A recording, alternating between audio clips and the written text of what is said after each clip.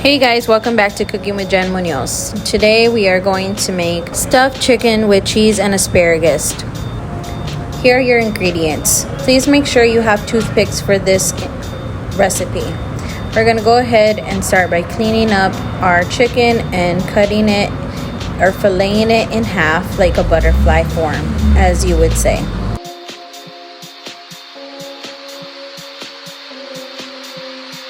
Make sure you don't cut through all of your chicken. Okay, I jumped ahead just to make sure we don't take too much time trying to show you how to fillet your chicken. So I will show you this last time before we get going. Be very careful not to stab your hand, that it might happen.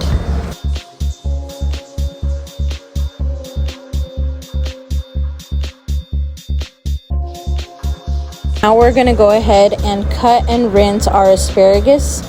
You might not need this many, but you never know. Since these are thin, I am going to wash and rinse these asparagus off. You just want to take off the bottom parts and keep about that much available for your chicken. Remember to always wash your hands while working with chicken and washing your cutting board and your knives. All nice and rinsed. Here we go. We're going to go ahead and season our asparagus that will go in between of our chicken breast when we fold it over. A little bit of salt, a little bit of paprika, and a little bit of our seasoned blend. You can put as much as you like. There's no measuring for this. Just make sure you get enough seasoning in there so it will taste delicious.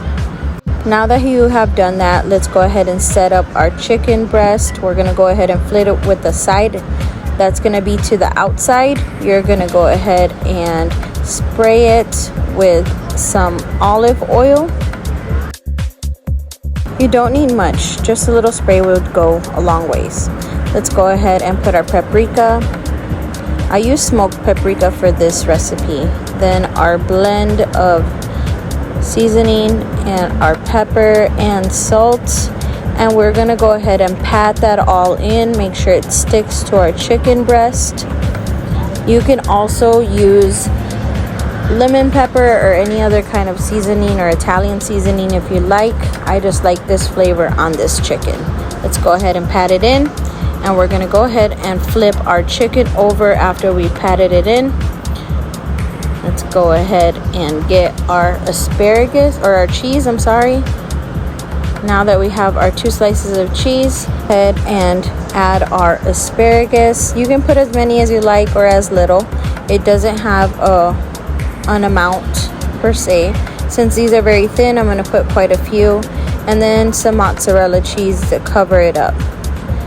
Now this is going to be the tricky part. Not all of your chicken breast will be even, or what should I say, like ready to work with, so they might tear a little bit. That's okay. We're going to use the extra long toothpicks to hold these in place, so that way our asparagus and our cheese don't roll out when we are turning them over when we cook them. So like if you were sewing, go ahead and just kind of like push through on one side all the way and then go from the other side up towards the other way. If you see that your other side opens as so, go ahead and put another toothpick in there. Don't feel bad because you're going to pull those out when your food is done.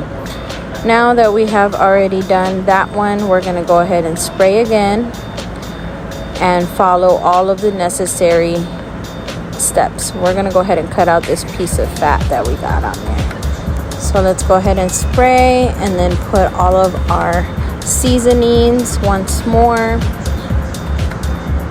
This is the kind that I use. It's a garlic and herb by Miss Dash. It has no salt, so that's why I add salt to the combination. It's so delicious. Pat it down. Make sure we get it all to stick before we flip it over. Then we are going to add our provolone cheese, then some asparagus, and our mozzarella cheese on top. And we're going to go ahead and fold the other side up, and we're going to go ahead and sew that chicken together. Oops, Okay, let's sew this chicken together so that way it stays in place. You're not deep frying or anything, so it's not very crucial to make sure it's perfectly closed. Just make sure that you have it closed enough so when you flip it over, you know, nothing falls out. Some mozzarella cheese will fall out or your provolone will start melting in the pan, but that's okay. There's not a big deal. Oops, I kind of almost dropped that one, but you see nothing fell out, so we're good. Let's go ahead and do the rest of these. I'm gonna go ahead and kind of fast forward. If you see anything you don't like on your chicken, remember just to clean it up.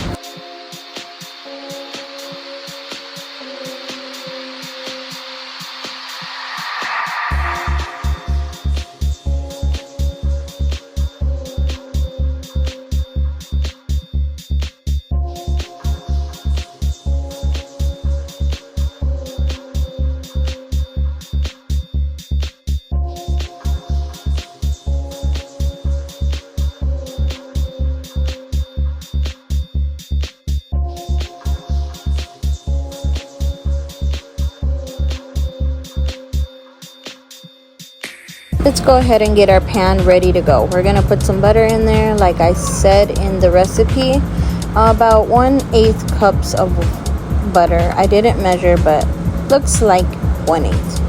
So here we go. We're gonna let it boil or simmer down or melt in the pan, and I'm gonna throw about a capful of canola oil or vegetable oil, whichever one you have is okay, just so that way not all of our butter burns out. So doing so, we're going to go ahead and let it melt down, and then we're going to go ahead and add our chicken. So let's wait for this.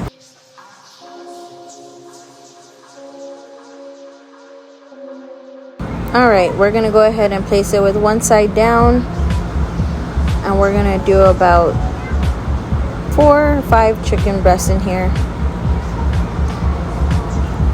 Making sure we are cooking them on each side for 4 to 5 minutes, just so that way they can get a good color. Your chicken is not going to fully cook in here. This is just to brown or give it some color before you throw it into your oven. Let's speed things up just a minute or so.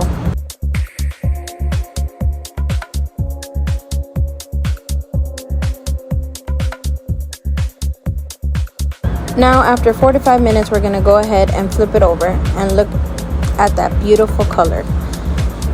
Our chicken is not fully cooked, like I said. This is just to give it color before we throw it into our oven or our Instapot. Whichever you choose is okay.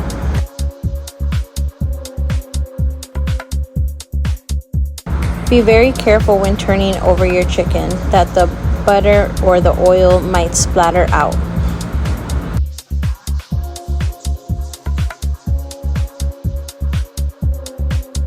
It's smelling great in here, and we are not even done yet.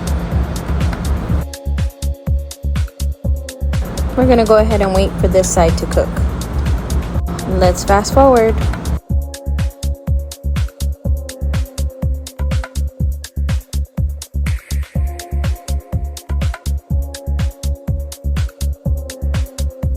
Okay, on to the next process. We're going to use this pot since I don't have an oven, and I'm just going to spray a little bit of olive oil on the bottom so it doesn't stick. And we're going to go ahead and put in our chickens. I'm going to put 2 at this time because one of the chicken breasts that I'm putting in there is very, very big.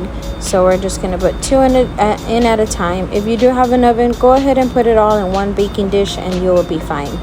We're going to set it at 400 degrees for 15 to 20 minutes depending on your oven.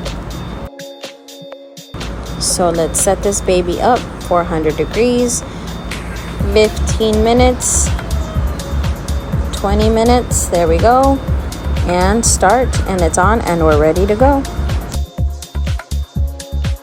Now we're going to check temperature. It's at 3 minutes or so remaining. Like I said, 15 or 20 minutes. It might not be the full 20, it might not be the full 15. So let's go ahead and take one of our chicken pieces out. Look at that. Oh, so delicious. You guys are doing great. You guys are going to be able to enjoy this with your family. I No, you will. Let's go ahead and start temping. We're gonna want it to hit 160 or 165. So let's wait for just a few seconds. There we go.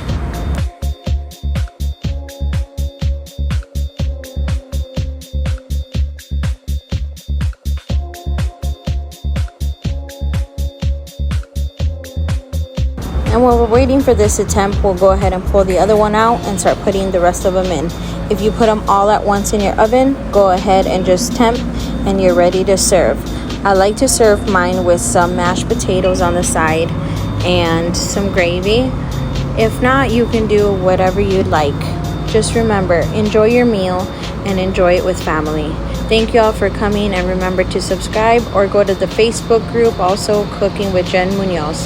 Thank you all for watching and have a blessed day. Bye-bye.